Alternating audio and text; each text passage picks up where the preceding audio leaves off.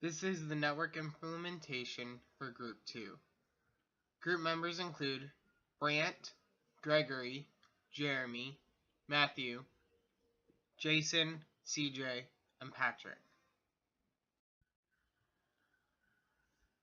So, presenters will go like this. CJ will present the introduction and the project description. Greg is going to go over the switch 1. Brant will go over switch 2.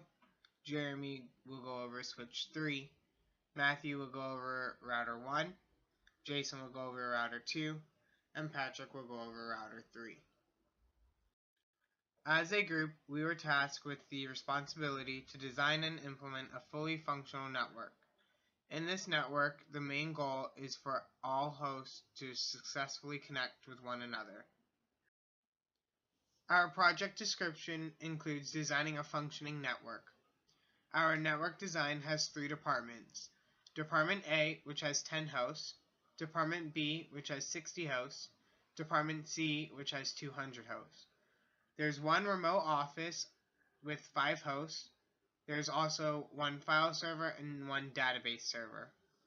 Access to the servers is allowed for all departments and the remote office.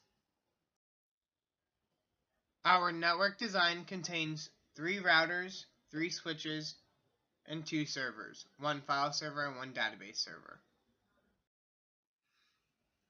This is an overview of our design network.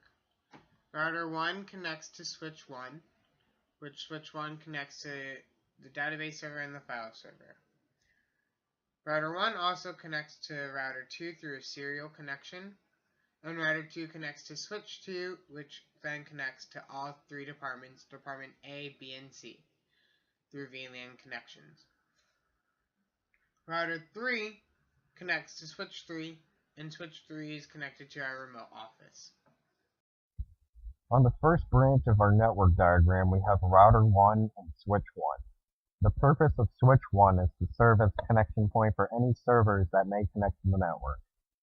Switch 1 is connected to router 1's gigabit Ethernet port 0/1, and that port is assigned the IP address of 192.168.12.1 and has a subnet mask of 255.255.255.0.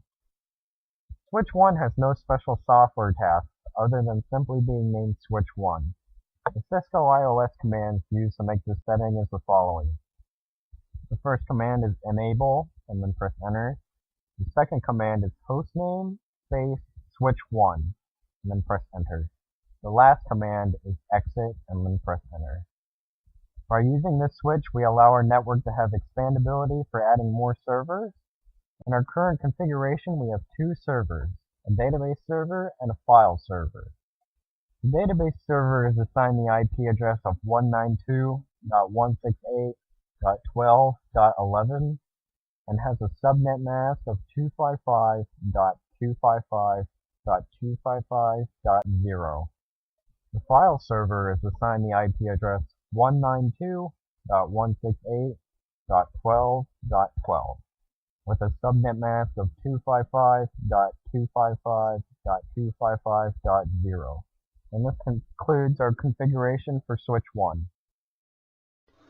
Switch 2 connects to 3 departments of the rest of the network, with each department located on its own VLAN. To do this, we set the Gigabit Ethernet interface to trunk mode, which provides VLAN identification for frames traveling between switches. We then named each VLAN. Then, we configure the range of interfaces that each VLAN will use and set the switch port mode to access to enable it to carry traffic for its respective VLAN. Switch 3 connects the remote office, which consists of 5 hosts, to the remote router.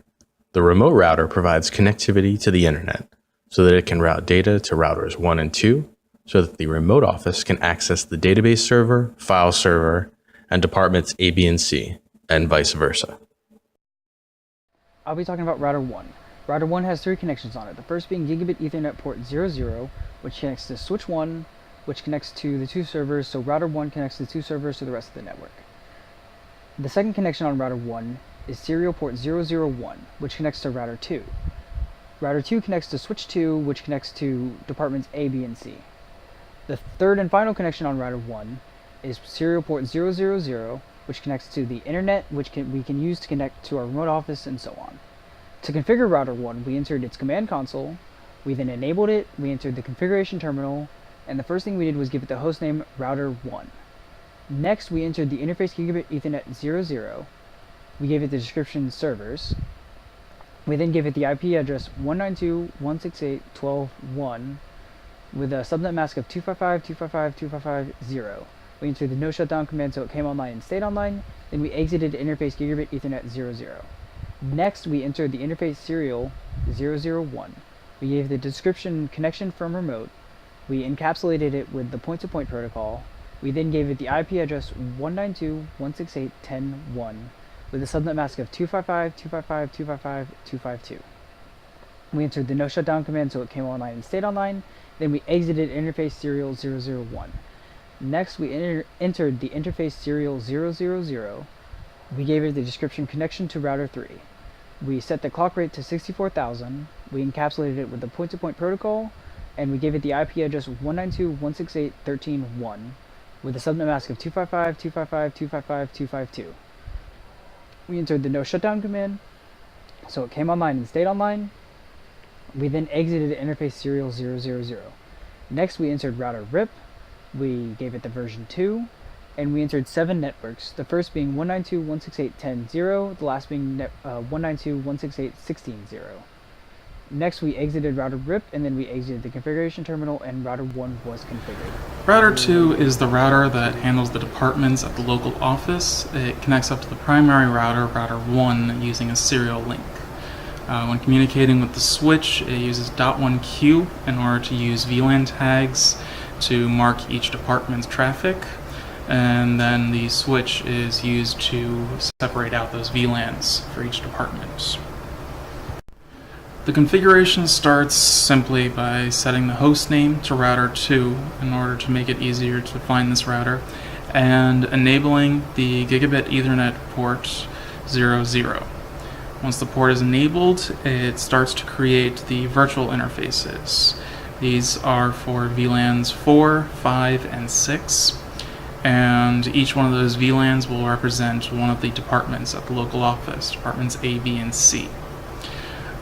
We picked VLANs 4, 5, and 6 because they lined up with our IP addresses. So our third octet was 14, 15, and 16. That corresponded to VLANs 4, 5, and 6. This makes it a lot easier to keep track of which scope belongs on which VLAN. After the gigabit Ethernet port is completely configured and all the VLANs are set with IP addresses, the serial port is enabled and configured to communicate with the primary router. This is on an IP range that can only handle 2 IP addresses, so if anyone were to manage to somehow link into this, they would not be able to get any traffic through. Now that all the interfaces are up and running, RIP is enabled and configured in order to share all the routes between the routers.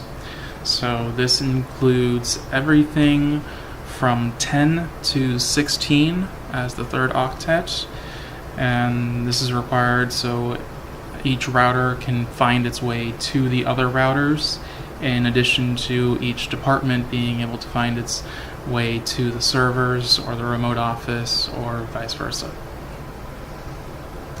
Router 3 is the router used for the remote office part of our network. This router is connected with router 1 through the internet. Router 3 connects to switch 3, which connects all computers on the remote office with the main network. So this router is configured with the Cisco IOS commands as follows: enable, config terminal, hostname router 3, interface gigabit Ethernet 0/0, description remote office, IP address 192.168.11.1, with a subnet mask of 255.255.255.0. No shut, exit, interface serial 0/0/0, description, connection to main, clock rate 64,000, encapsulation TCP, IP address 192.168.10.2, the subnet mask of 255.255.255.252. No shut, and then exit, and then router RIP, version 2, network 192.168.10.0, network 192.168.11.0, network 192.168.12.0, network 192.168.13.0, network 192.168.14.0, network 192.168.15.0, network 192.168.16.0, exit, and then exit, and that is the configuration for router 3. This has been Group 2's Network Design Implementation. Thank you.